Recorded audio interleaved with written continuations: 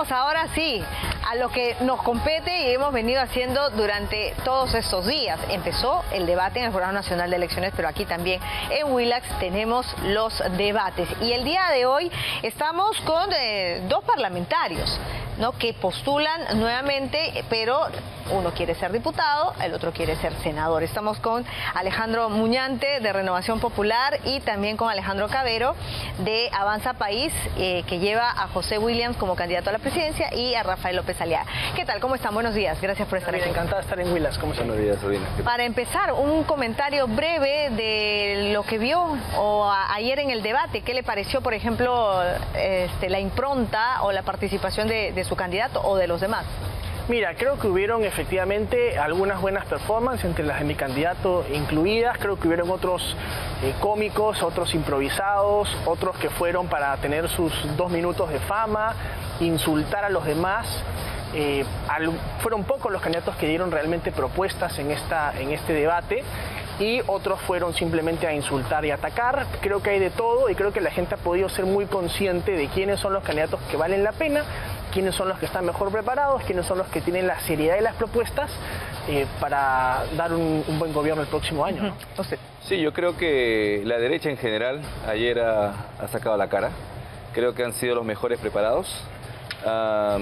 Se ha visto la diferencia entre las propuestas concretas, las soluciones concretas y la demagogia pura, ¿no? El populismo de siempre, la paporreta de siempre, ¿no?, de esos candidatos de izquierda o populistas como algunos que se han presentado. Creo que ha sido una oportunidad perfecta para que la población pueda sacar sus conclusiones y darse cuenta que realmente sí tenemos candidatos buenos, sino que hay que estar muy atentos a los debates. Ahora, hablando de populismo o hablando de demagogia, los dos coinciden en que ayer se escuchó un poco de eso, pero yo quiero salir de dudas porque lo conversaba con Alfonso hace algunos instantes sobre esta propuesta de Rafael López Aliaga de trasladar, ¿no?, la capital.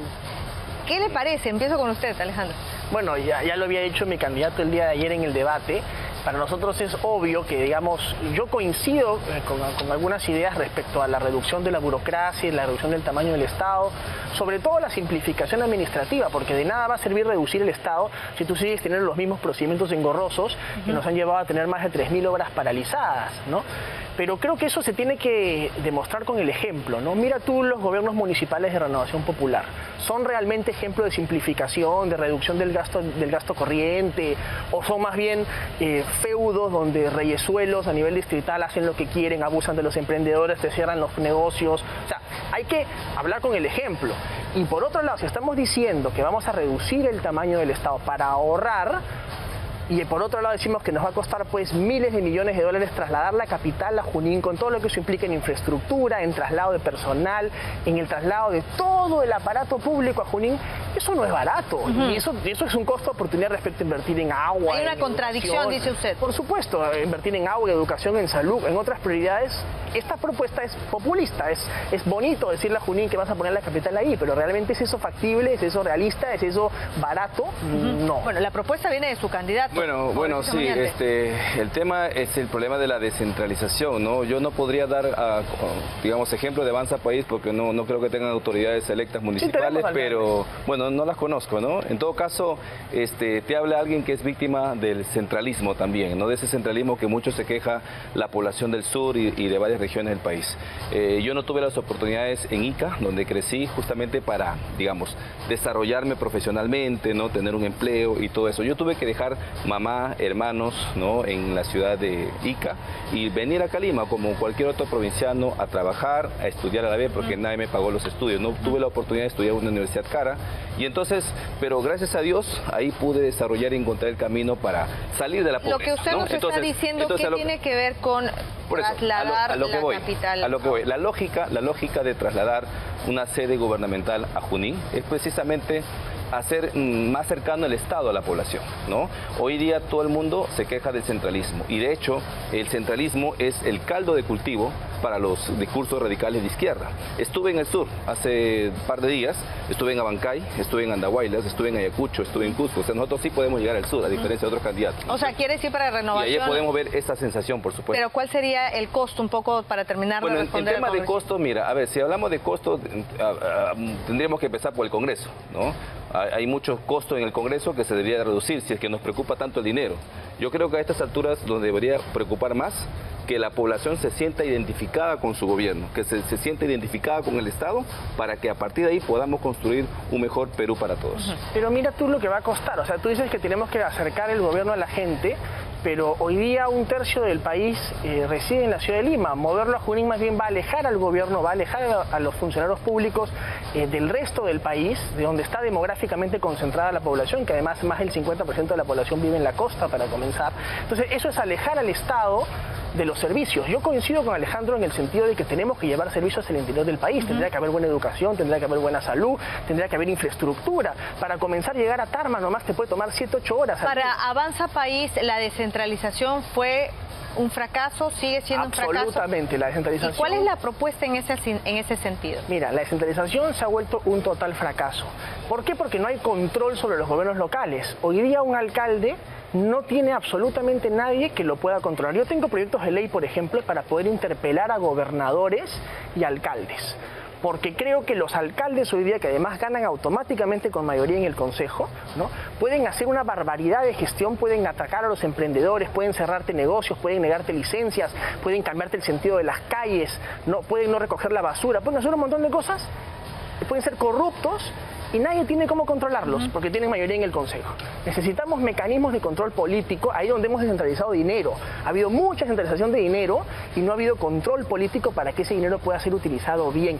Eso es lo que hay que hacer con la descentralización, no cambiar la sede gubernamental, eso no arregla nada. Bueno, en esa parte coincido, me parece estupendo que se puedan interpelar a los gobernadores regionales, a los alcaldes, pero también es importante no solo descentralizar el aparato gubernamental, el ejecutivo, sino también el Poder Judicial.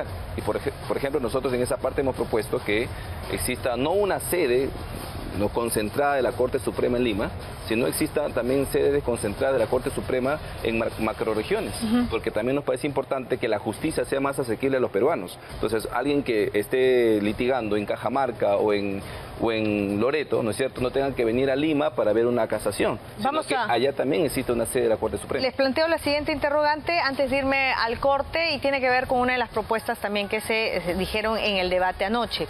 Es la expulsión de ciudadanos extranjeros, precisamente venezolanos sindicados como delincuentes. Bueno, soy autor de una ley que... Vamos a hablar de eso. Estamos con dos candidatos, uno de Renovación Popular y de Avanza País. Bueno, continuamos. Les había dejado una pregunta en el tintero porque la expulsión de delincuentes extranjeros también es una preocupación. Se habla de lucha contra la inseguridad y claro, este tipo de propuestas se han hecho varias veces, lo hizo Dina Boluarte, lo repitió Pedro Castillo, pero en la práctica eso ha pasado, ¿se están expulsando realmente delincuentes extranjeros? A ver, mira, lo que existe en el Código Penal actualmente es la ley que faculta expulsar una vez cumplida la pena, ¿no es cierto? O sea, una vez que el delincuente extranjero purga condena, al final, como pena accesoria, viene la expulsión. Lo que yo promoví desde el Parlamento Nacional fue la ley 32.372, esa ley que permite expulsar al ciudadano extranjero como una especie de conversión de pena cuando la pena sea mínima, es decir, en lugar de que vaya a firmar, ¿no es cierto?, que sabemos que no lo van a cumplir, porque si no tienen arraigo familiar, no tienen arraigo laboral, mucho menos van a ir a firmar y pagar ¿dónde una los declaración buscas? civil. Claro. Exactamente. Entonces, ¿qué cosas propusimos? Y gracias a Dios ya es ley, que esa pena pueda ser convertida por una expulsión, porque es mejor prevenir que lamentar. Lo mismo pasó con el caso de este maldito Cris, ¿no es cierto? A él se le detuvo en una primera instancia por tenencia ilegal de armas y se le condenó y se le dio pena suspendida para que firme. ¿Qué hizo con esa arma? Luego mató a un sereno con un disparo en la cara. Ahora, en el caso de Avanza País se propone un estado de guerra contra la delincuencia. Incluye también esta expulsión de extranjeros porque, claro, uno dice dos cosas, ¿no? Las fronteras son una coladera. Exactamente. Entonces entran y salen, ¿qué garantía hay de que no vuelvan a hacerlo? Y lo segundo es ¿Cómo vas a esperar que termine una condena si lo que tenemos son las cárceles totalmente hacinadas? ¿Qué propone Avanza País? Exactamente, mira, Williams habla muchísimo justamente de lo que tú has dicho, fronteras. De nada va a servir, Albina, expulsar a un extranjero si tú puedes tranquilamente pasar el puente de Aguas Verdes en la frontera con Ecuador caminando con la más absoluta libertad. O sea, de nada nos va a servir agarrar al extranjero y expulsarlo, más aún habiendo sido condenado en el Perú, o sea, una persona que no estaría cumpliendo una sentencia aquí, para que pueda entrar y salir del país como quiera, cuando quiera. Eso no me parece. Creo que tenemos que hacer una serie de medidas, expulsarlos sí a los delincuentes, fortalecer las fronteras, que es fundamental para que no vuelvan a entrar, y por qué no también... ¿Qué hacemos? ¿Ponemos un muro en el norte? No, necesitamos tener mucho mayor control fronterizo con las Fuerzas Armadas y con la Policía Nacional y con Migración. ¿No son partidarios ustedes de los muros así tipo CAS? No, yo lo que depende, solamente depende de la geografía, depende dónde. Hay lugares donde si es muy inaccesible o son coladeras, se pueden colocar ciertos muros, se pueden colocar ciertas barreras, lo que tú necesites. Pero creo que lo más importante ahí es un control aéreo de las Fuerzas Armadas, un control satelital, un permanente monitoreo, ¿no? Y otra cosa, si un extranjero es sentenciado acá por un delito, hay que construir cárceles. Estamos haciendo la solución facilista de expulsarlos cuando tenemos hacinamiento penitenciario. Santibáñez nos llevó a todos de las narices al frontón, Williams ha propuesto hacer 5 megapenales, ¿no? Para empezar, tenemos el ICA parado hace como 8 años. Necesitamos hacer 5 megapenales. Y ojo, un disclaimer chiquito. En el Perú viven más de 1,5 millones de venezolanos. Menos del 1% son delincuentes, ¿no? Tenemos que también permitir la integración de esos extranjeros, no solo venezolanos, hay gente también de otras partes del mundo, la integración económica de esta, para que puedan integrarse a la sociedad y también contribuir al desarrollo económico del Perú. ¿Por qué no? Y a los delincuentes expulsarlos y votarlos. Termino con usted. Yo soy partidario de que las Fuerzas Armadas puedan reemplazar a la Policía de Fronteras, ¿no?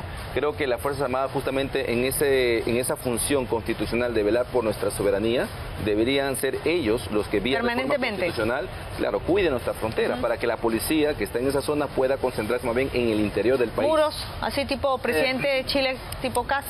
Yo creo que eso va a depender, como dice Cabero, de la zona demográfica del país. Ahora, con respecto a las cárceles, mira, tenemos 68 centros penitenciarios en zonas urbanas, en las cuales incluso los bloqueadores de señal no funcionan porque afectan a los vecinos y muchas veces los familiares de los delincuentes viven a los costados de los penales. ¿Para qué? Para pasarles vía antena clandestina señal para los penales.